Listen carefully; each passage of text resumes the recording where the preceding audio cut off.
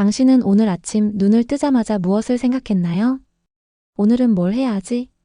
내 인생은 어디로 가고 있는 거지? 이게 다 무슨 의미가 있을까?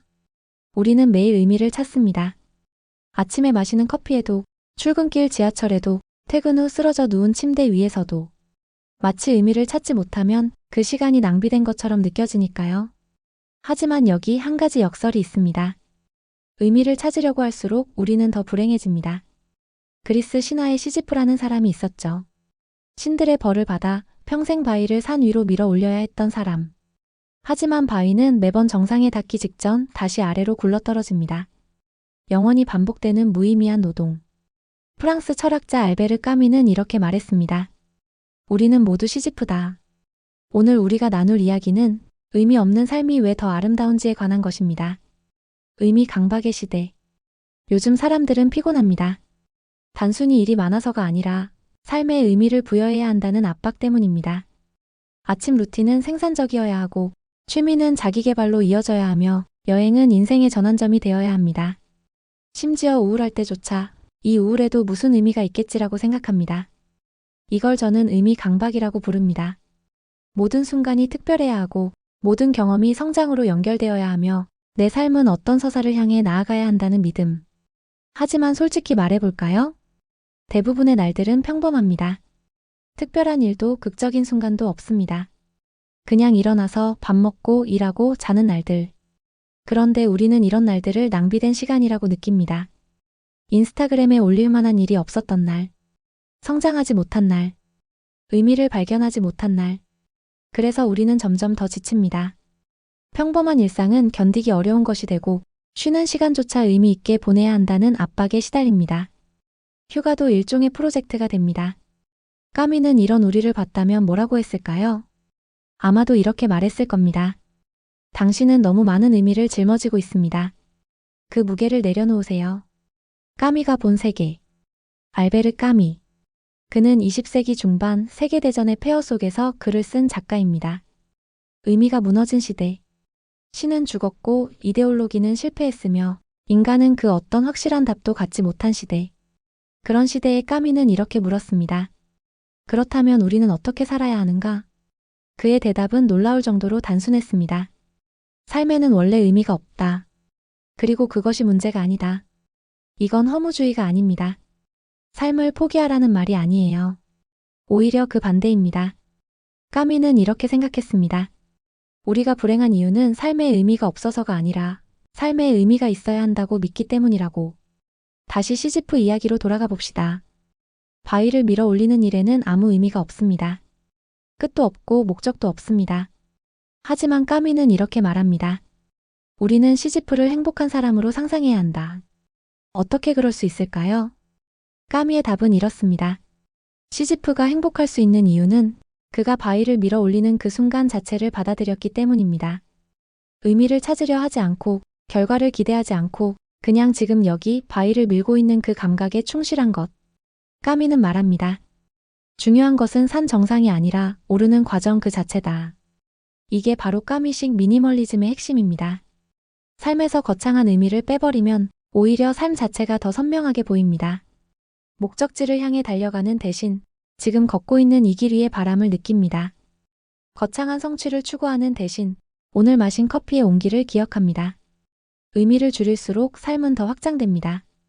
작은 것들의 복권. 그렇다면 우리는 구체적으로 무엇을 해야 할까요? 까미는 큰 의미 대신 작은 순간에 주목하라고 말합니다. 예를 들어볼게요. 아침에 눈을 떴을 때 창문으로 들어오는 햇빛. 특별할 것 없는 순간이죠. 인스타에 올릴 만한 것도 아니고 누군가에게 자랑할 만한 것도 아닙니다.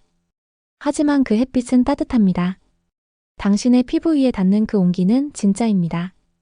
이게 전부입니다. 의미를 찾을 필요가 없어요. 그냥 따뜻하다는 것. 그것으로 충분합니다. 또 다른 예를 들어볼까요? 점심시간에 마시는 커피. 이 커피가 내 인생에 무슨 의미가 있지? 라고 묻지 마세요. 그냥 마시세요.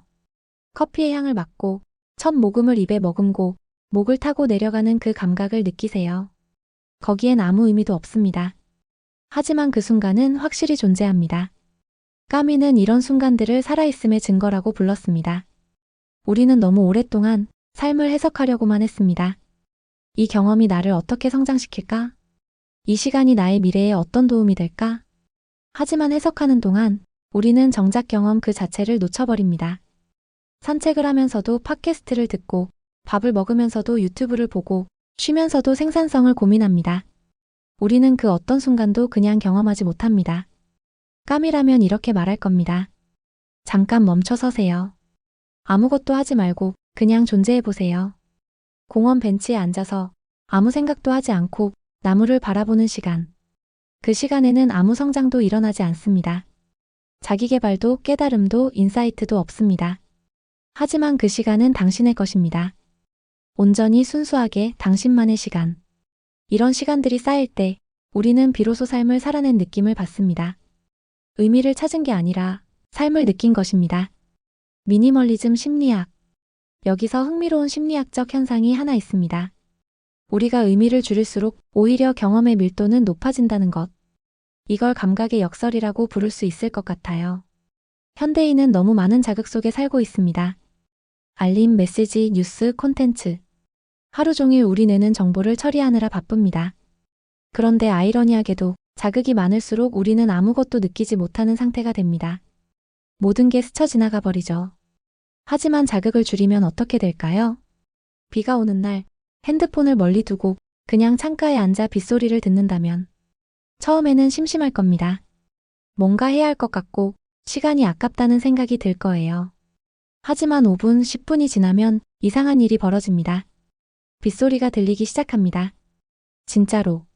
빗방울이 창문에 부딪히는 소리, 처마에서 떨어지는 물소리, 멀리서 들리는 차 소리. 이 소리들은 원래부터 있었습니다. 다만 당신이 듣지 못했을 뿐. 까미식 미니멀리즘은 바로 이겁니다. 삶에서 불필요한 의미들을 덜어내면 삶 자체가 더 또렷하게 들립니다. 당신은 더 많이 느끼게 됩니다. 더 깊이 호흡하게 됩니다. 더 온전히 존재하게 됩니다.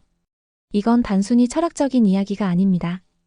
실제로 신경과학 연구들도 이를 뒷받침합니다. 우리 뇌는 자극이 줄어들 때 오히려 더 섬세한 감각을 처리할 수 있게 됩니다. 의미를 찾으려는 노력을 멈추면 뇌는 지금 여기에 집중할 수 있는 여유를 얻습니다. 그리고 그때 삶은 확장됩니다. 실천하기. 그렇다면 이제 질문은 이겁니다. 어떻게 이런 삶을 살 수 있을까? 거창한 방법은 필요 없습니다. 까미가 말했듯 작은 것으로 충분합니다. 3가지만 제안해 볼게요. 첫 번째, 하루에 한 번 의미 없는 기쁨을 찾아보세요.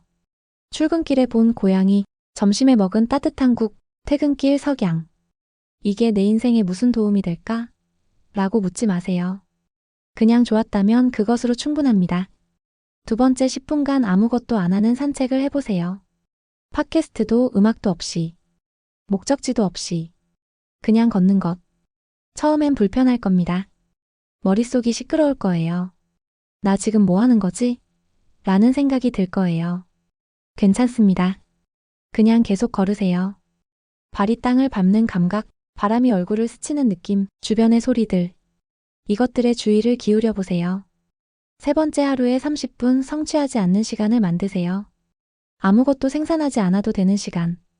배우지 않아도, 성장하지 않아도, 발전하지 않아도 되는 시간. 그냥 있는 것. 창밖을 보거나, 차를 마시거나, 멍하니 천장을 보거나. 이 시간은 낭비가 아닙니다. 이 시간은 당신이 사람으로 돌아오는 시간입니다. 그리고 가능하다면 하루를 마무리하며 이렇게 물어보세요. 오늘 나는 무엇을 느꼈는가? 무엇을 성취했는가가 아니라 무엇을 느꼈는가? 느낌은 거짓말하지 않습니다. 의미는 변할 수 있지만 느낌은 언제나 진실입니다. 까미는 이런 글을 남겼습니다. 한겨울의 깊은 곳에서 나는 마침내 내 안에 꺼지지 않는 여름을 발견했다. 이 문장을 처음 읽었을 때 저는 이해하지 못했습니다. 하지만 지금은 알 것 같아요. 그가 말한 꺼지지 않는 여름은 거창한 의미나 목적이 아니었습니다. 그것은 단순히 살아있다는 것 자체의 온기였습니다. 우리는 너무 오랫동안 삶에 의미를 부여하려고 했었습니다. 하지만 어쩌면 삶은 원래 의미가 필요 없는 것인지도 모릅니다. 꽃이 피는데 이유가 필요 없듯이, 새가 노래하는데 목적이 필요 없듯이 우리가 살아가는데도 거창한 의미는 필요 없을지 모릅니다. 그냥 살아있다는 것, 숨쉬고 느끼고 경험한다는 것. 그것으로 충분합니다. 삶은 의미가 없어서 더 가볍습니다. 가벼워서 더 자유롭습니다. 자유로워서 더 아름답습니다. 오늘 밤 창밖을 한번 보세요. 별이 떠 있다면 그것으로 충분합니다. 비가 내린다면 그것도 좋습니다. 의미를 찾으려 하지 마세요. 그냥 느끼세요. 그것이 까미가 우리에게 남긴 가장 아름다운 선물입니다. 당신의 삶은 이미 충분히 아름답습니다. 의미가 없어서 더 아름답습니다.